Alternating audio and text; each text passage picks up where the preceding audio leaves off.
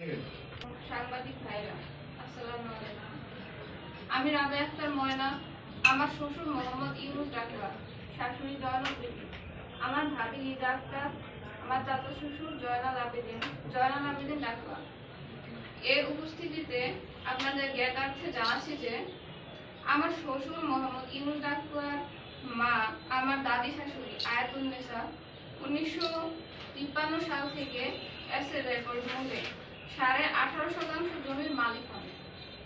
এরপর 1986 সাল থেকে 2011 সাল পর্যন্ত 7টি দলিলে আমার শ্বশুর ইউনুস ডাকওয়া 71.5% জমি ক্রয় সূত্রে মালিক হন, যার মৌজা চন্দ্রপ্রসাদ ভেলুমিয়া।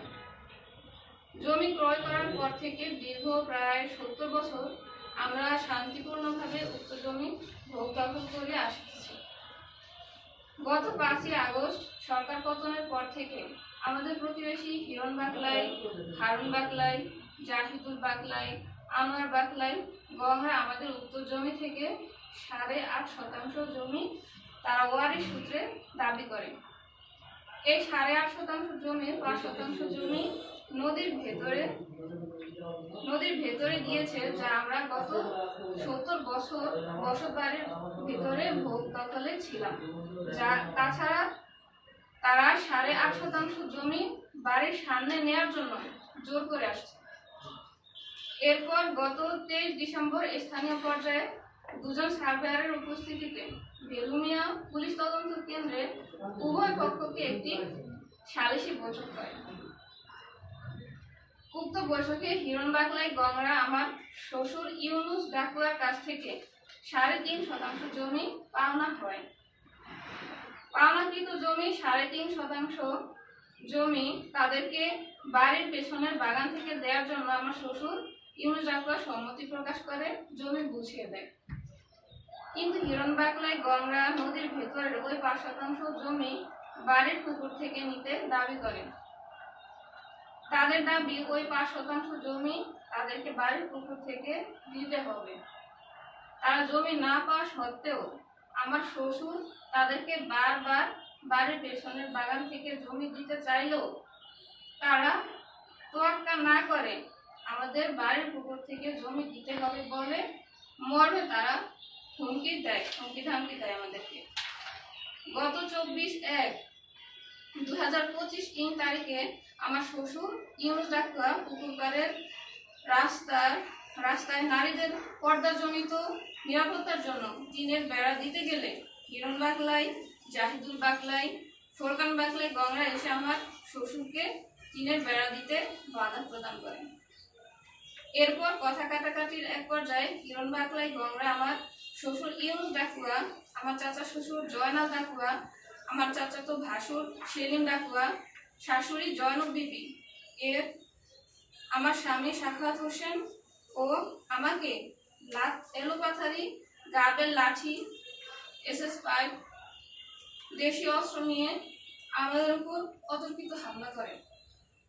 হামলায় আমার শাশুড়ি জয়নব বিবি বাম হাতের কবজিতে রক্তাক্ত জখম হয় এবং আমার স্বামীর গলায় ও ঘাড়ে রক্তাক্ত জখম সহ আমরা সবাই গুরুতর আহত হই।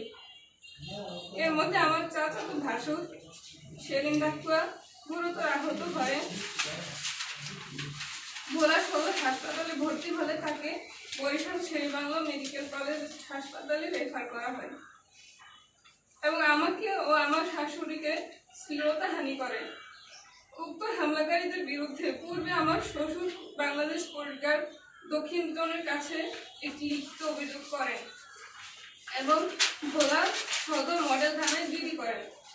এর প্রেক্ষিতে আমার স্বামী সাখাওয়াত হোসেন ঘটনাস্থল থেকেই বাংলাদেশ কোস্টগার্ড দক্ষিণ জোনকে বিষয়টি মুঠোফোনে জানান। এরপর কোস্টগার্ডের একটি টিম ঘটনাস্থলে পৌঁছে উত্তপ্ত পরিস্থিতি শান্ত করে তথ্য প্রমাণের ভিত্তিতে ঘটনাস্থল থেকে হিরণ বাকলাইকে আটক করে কোস্টগার্ড দক্ষিণ জোনের বেজে নিয়ে আসেন। সেখান থেকে কোস্টগার্ড তাকে ভোলা সদর মডেল থানায় হস্তান্তর করে। সে সময় আমার শ্বশুর হিরণ বাকলাইকে প্রধান আসামি করে মামলা দায়ের করতে গেলে হিরণ বাকলাইয়ের ভাই আমার বাকলাই ভোলা সদর থানার ভারপ্রাপ্ত কর্মকর্তা ওসির পক্ষে আমার শ্বশুরের কাছ থেকে ক্ষমা চায় এবং অনেক অনুনয় বিনয় করে মামলা না নিতে অনুরোধ করে। আমার বাকলাই বলে যে বিষয়টি তারা স্থানীয় পর্যায়ে সমাধান করবে। এরপর মানবিক দিক বিবেচনা করে সদর থানা ওসি আবু শাহাদাত মোহাম্মদ হাসনাইন পারভেজ এর উপস্থিতিতে মুচলেখার মাধ্যমে হিরণ বাকলাইকে ছেড়ে দেওয়া হয়। কিন্তু মূল ঘটনা আড়াল করতে হিরণ বাকলাই ভোলা সদর হাসপাতালে গিয়ে ভর্তি হন। তিনি দাবি করেন তাকে আমার স্বামী সাখাওয়াত হোসেনের ইন্ধনে কোর্টগার্ড মারধর করেছে, যা একেবারেই মিথ্যা ও ভিত্তিহীন।